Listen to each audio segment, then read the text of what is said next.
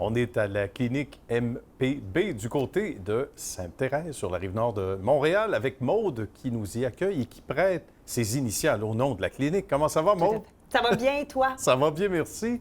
Et c'est un bel endroit. On sait que tu as une belle clientèle d'athlètes, mais aussi de monsieur, madame, tout le monde qui doivent se sentir interpellés. On parle de massothérapie thérapeutique. Qu'est-ce que c'est par rapport à la massothérapie qu'on connaît en général? Dans le fond, c'est vraiment plus profond, peut-être un petit peu plus engagé aussi dans les types d'interventions qu'on va faire. Alors, nous, on vient vraiment regarder le corps dans sa globalité, mais on regarde aussi s'il y a des déséquilibres au niveau des tensions musculaires, des tendons, des ligaments. Donc, c'est un petit peu plus poussé comme forme d'intervention. Puis, c'est vraiment pour venir prévenir certaines douleurs, certains inconforts ou même des potentielles blessures. Ah oui. Donc oui, c'est pas nécessairement toujours relaxant, même si ce l'est officiellement, c'est sûr, ça s'appelle quand même de la massothérapie, mais c'est très dynamique comme intervention parce que c'est vraiment pour faire prendre conscience au corps que, il y a peut-être des difficultés qui sont en train de se développer, fait qu'il faut les prévenir, puis la massothérapie thérapeutique, ça sert justement à encadrer le corps pour l'aider à gérer un petit peu plus là, les inconforts qui peuvent arriver. Quand tu as fait tes études, parle-moi de tes études. Évidemment, tu as eu la massothérapie qui était une option pour toi. Tu as pris la porte de droite, toi, parce que c'était massothérapie thérapeutique. Exactement. Ça n'a fait aucun doute parce que toi-même, tu es athlète, là. Tu as été c'est ça. pendant plusieurs années gymnaste. Oui, de haut niveau. J'ai fait de la gymnastique pendant 17 ans. Puis j'ai reçu des soins de massothérapie. J'ai reçu des soins dans toutes sortes de professions. Mais je me rappelle vraiment des massages thérapeutiques et sportifs que je recevais soit en compétition, soit sur le terrain, soit entre deux éléments artistiques.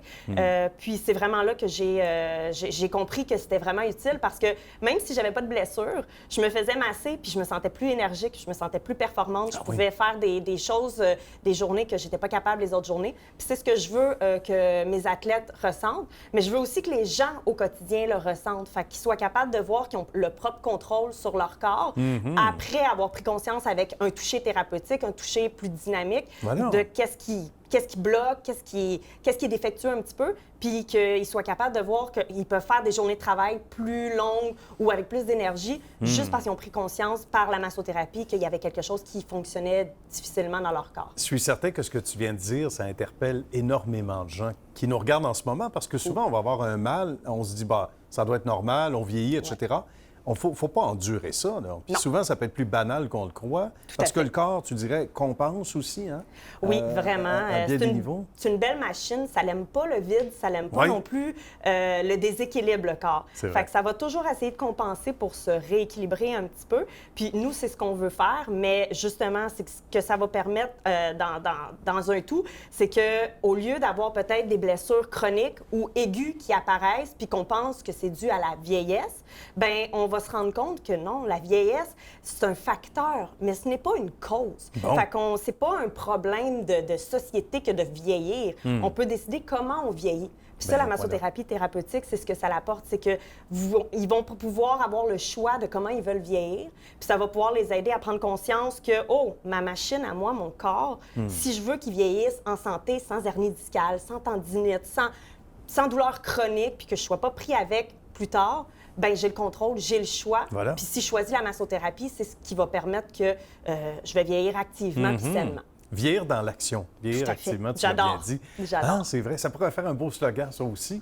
Puis pas besoin d'avoir une douleur pour venir nous voir, au contraire. Voilà, il faut le faire par prévention. C'est ça. Fait que c'est ce côté-là que je veux faire reconnaître. C'est le fait, on n'attend pas de vouloir gérer une blessure, on n'attend pas de vouloir gérer une douleur ou une difficulté respiratoire, de stress ou peu importe, une condition X. On vient, même si on a une super belle forme physique, on vient. Puis si on le fait régulièrement, comme je vous dis, 2-3 fois par année, même uniquement, ça peut être suffisant, on va pouvoir s'empêcher de tomber justement dans des douleurs ou dans des blessures plus chroniques. Voilà. Tu as une belle clientèle, on ne peut pas tous les nommer, mais évidemment d'athlètes professionnels. De plus en plus aussi, tu as des athlètes professionnels qui ont recours à tes services, Oui. la réponse doit être extraordinaire. Et le bouche à oreille aussi de Ah, tout à fait. ces athlètes-là. Hein? Tout à fait. C'est une profession de bouche à oreille aussi. Ouais. Mais oui, on travaille avec justement certains athlètes du Canadien de Montréal. On a fait les camps d'entraînement du football Les Alouettes. Bien. Puis, bien sûr, on travaille avec Lisanne Richard, qui est une plongeuse de haut vol. Fait que deuxième médaillée au monde, puis qui a justement là, fait plusieurs records Guinness dernièrement.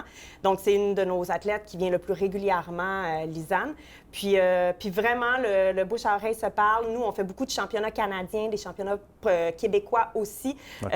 Puis je suis en train de justement terminer les certifications pour pouvoir être reconnue, pour pouvoir aller aux Olympiques, être massothérapeute pour l'équipe canadienne olympique. Merveilleux. Tu vas vivre le rêve olympique. Tout à fait. Dans un autre rôle que celui que tu avais il n'y a pas si longtemps, mais quand même. Mais quand même, C'est assez extraordinaire. Effectivement.